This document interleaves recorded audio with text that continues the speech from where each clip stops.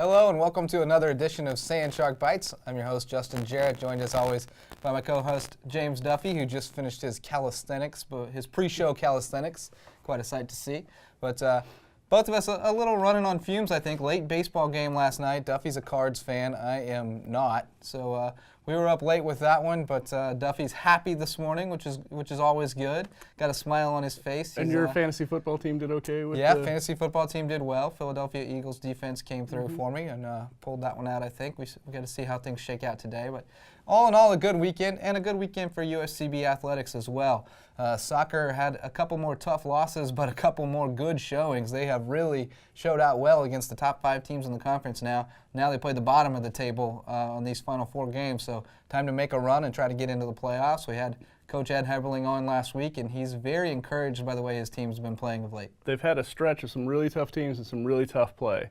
And we saw that here during homecoming against SCAD, and now we've seen it on the road where they're playing these really fantastic teams, and we're making the most out of the talent that we have.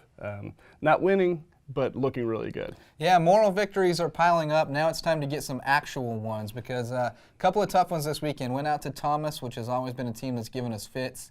And actually Sarah Withers, the British freshman, scored her first collegiate goal to tie it up with about 10 minutes left. Looked like we were going to get into overtime, and we had another heartbreaker, a goal with 10 seconds remaining to win it for Thomas. Then went down to Embry-Riddle, the number 2 team in the nation. Didn't give up a goal for the first 72 minutes, had a scoreless tie, and then they got one, and we had to press forward and try to get the equalizer, and they scored 2 more on us for a 3-0 win. But again, a strong showing against a national powerhouse team, and I think we've been well tested. Now we're set up with some games that we should be right there in it and have a good chance to win, and if we can win, I've crunched the numbers. It's hard to say for sure. You can't predict what's going to happen in other games, but I think if we can win 3 of the last 4, get to 9 points, we should get into the Sun Conference tournament and see what happens. Making the most of those last 10 minutes of the 90-minute games is going to be the thing that this team's going to have to focus on. Because you've seen a lot of goals, a lot of go-ahead goals, a lot of tying goals happen in those last 10 minutes of the match. Yeah, and I think to some degree that's a function of the depth. You know, the depth has been damaged so badly by injuries, so that now you've got some tired legs out there in those last few minutes. We don't have the kind of depth that we need to make those late substitutions and make sure you have fresh legs for the last few minutes. So it's going to be a lot about conditioning and making sure that everybody's in tip-top shape this week, conserve some energy for those last few minutes and try to hang on. The games go Friday, Sunday for the next 2 weeks. So. That's right. And this Friday, I believe it's at 3 o'clock against Weber International. That will be Breast Cancer Awareness Day. The girls wanted that one. The players wanted that one. So Coach Heberling said that'll be our promotional date. So wear pink. Be prepared to make a donation to a breast cancer charity. I'm not sure the details yet of who will be receiving those benefits, but we'll be sure to partner up with a breast cancer charity, and that's a close one to my heart. My mother-in-law started her battle last month, so very important, information to get out there about early detection, not just mammograms, but self-checks, and if you notice any changes or anything unusual, be sure to talk to your doctor about it and get it checked out. Early detection is absolutely the key. So we're happy to spread that message. You know, it's a tough topic, but it's something that's close to many of us. I think just about everyone's been touched by cancer in some form, many of us by breast cancer. So we definitely want to do our part. And this being the first game back after that homecoming defeat, we still want to see a lot of students get out on the field or out on the sidelines and cheer on the home team. We had a great showing at homecoming and a great crowd that just responded and reacted and hadn't been to a lot of games, so I want to see that those stands get filled again. It was phenomenal. I hope that carries over and we see that these last 4 games, because these are crucial games, so we really want to see that fan support, and we've been blessed with that here, so we hope that continues.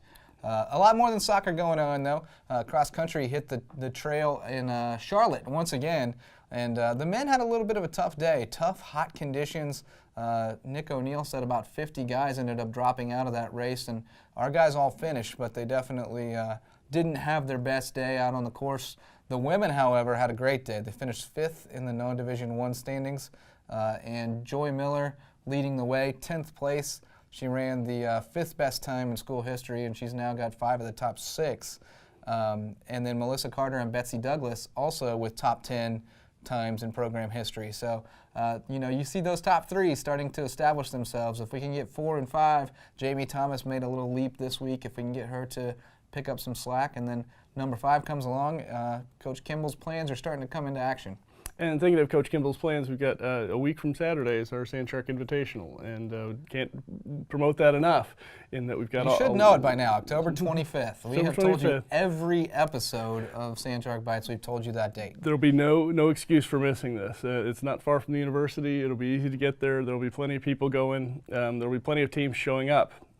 So we need, again, hometown support, showing up. Roll out of bed Saturday morning. You can sleep Saturday afternoon. It's going to be early. It's going to be chilly.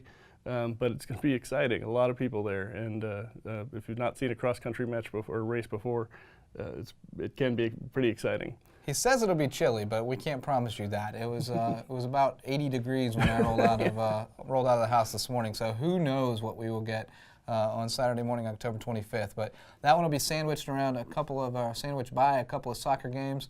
October 24th, that'll be Faculty Staff Appreciation Day.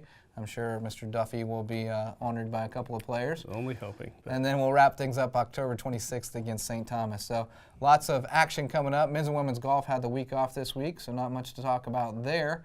I think they each have one tournament remaining in the fall schedule before they wrap things up and look towards spring. And softball played a couple of games up at East Carolina Division I program, and we'll hear more about that from Coach Laura Heberling up next on Coach Speak. She'll be our guest for the first of many times. And hopefully she'll talk some about their fundraiser that they'll be having. Yeah, they've got a Halloween hit-a-thon coming up. Baseball and softball both going to do that on Halloween Day out at Richard Gray. So we definitely will talk to her about that. That's going to be fun. Players are going to get dressed up in Halloween costumes and have a little home run derby. You can pledge per foot or just make a donation. And That'll pledging help per foot can be dangerous. I got burned on that a couple of years ago where I didn't pledge as much for Eric Armstrong thinking that he would go 400 feet, and I pledged a bunch for Alex Graham, who I thought would do nothing. Alex Graham, the relief pitcher, hit sidearm the longest shot of the day. We had 2 hits on the whole season the year before, and then hits it all the way to the fence, taking me for like $30. It was ridiculous. So. Yeah, so be careful with the pledge per foot, but do know that it's going to a good cause, helping those programs with their operating expenses and their equipment and all that stuff. So, yeah, lots to talk about with Coach Heberling, and we'll do that in just a few minutes when she joins us on Coach Speak right here on Sand Shark Bites. Hello and welcome back to Sand Shark Bites. Joined now by Coach Laura Heberling, first-time guest on Coach Speak, although you were on the old show a few times. You're now halfway to your husband. He's been on twice, but I'm sure you'll make up plenty of ground this spring because your team is gearing up for the spring season. You had an exciting fall, had a couple of dates, scrimmage dates, and I know you went up and really challenged yourself against Division I East Carolina this weekend. And the results not quite what you were looking for, but got some great experience against some top competition. Yes, we played a great fall this year. Our first opener was against St. John's River State College, and our defense and our pitching and catching have just been outstanding. We went into that day, and I believe we only gave up 1 run in like 16 innings. And hitting's always going to come along. And then going up to ECU, they are a great school. They have some great pitching and great hitting, but that's what I want because, it's going to push the girls every day to know when it's time to go that, look back and say, hey, we've got this. So we've had a great fall. I've seen some great things from players that have stepped up, returners, 15 of them, and then 8 newcomers. I'm pretty excited to head into the spring season with this and, continue some little work now for the next couple weeks. So. Yeah, you've got a nice mix with the 9 seniors who are here to start the program, but then you've also got, you mentioned the 8 newcomers, a couple of freshmen, several transfers, kind of add some experience to the roster. And it seems like this group has really gelled together. It seems like you've got a very cohesive bunch. Yeah, they've come in and, we do a thing, it's called Team 4. And for people that see things out there on social media, Team 4 means, this program's been in existence for 4 years, and every year you'll add another year. But, something special about this group, these 9 seniors, they've been here since the beginning, and, it's going to be different when they're gone, but you know, each of them have made an impact on this university, in the softball program and athletic department, and in my life. And you know, I look to see great things in them to step up and have some leadership roles to, you know, help these new people coming in. So I'm looking forward to that. You got some motivation from kind of an unfortunate source at the end of last season, because you had such a great year, and then just the way the things broke at the end. You know, finished tied for first in the conference, or a game back in the conference, and didn't get the automatic bid there. Made it to the championship game in the conference tournament, didn't get the automatic bid there, and then didn't get the at-large bid you were looking for. So, you know, that was an unfortunate way to end that season, but I think your girls have really rallied around it and are using it as motivation going into this year. Yeah, most definitely. You know, after last season, I told them for the 9 seniors that were coming back, their workouts this summer that they did, and for the returners, you know, I basically told them, you can't put things in others' hands, like as far as voting and all that kind of stuff. You got to win in the end, and that's the main thing that we've got to focus on.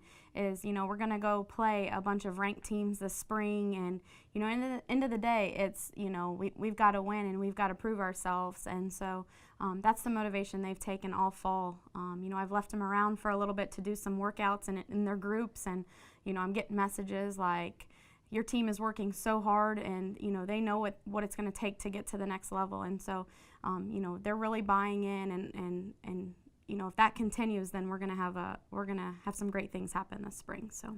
Well, we're very much looking forward to an exciting spring softball season. A couple more things to mention before we let you get out of here, though.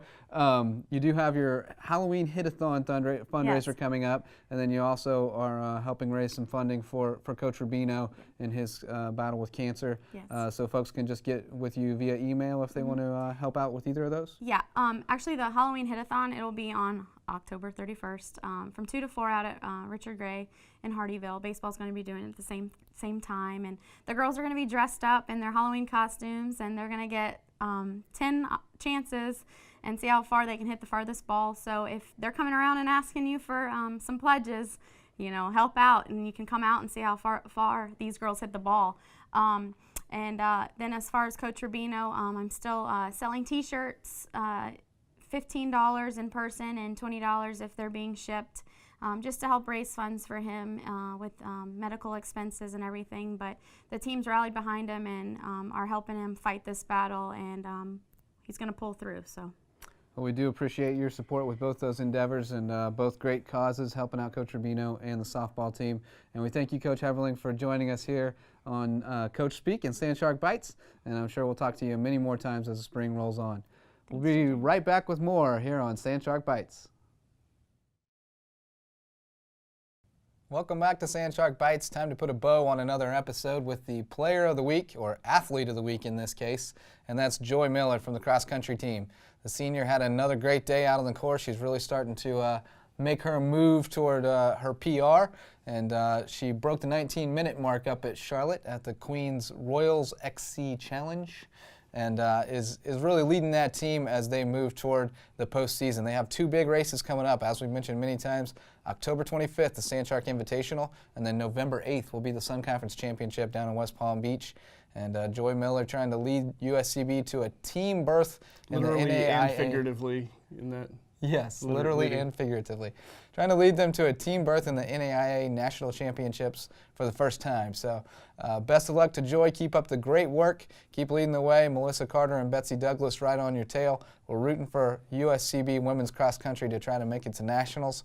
And we'll see you out at the course on October 25th. And we'll see you right here next week for another edition of Sand Shark Bites. Until then, keep those fins up.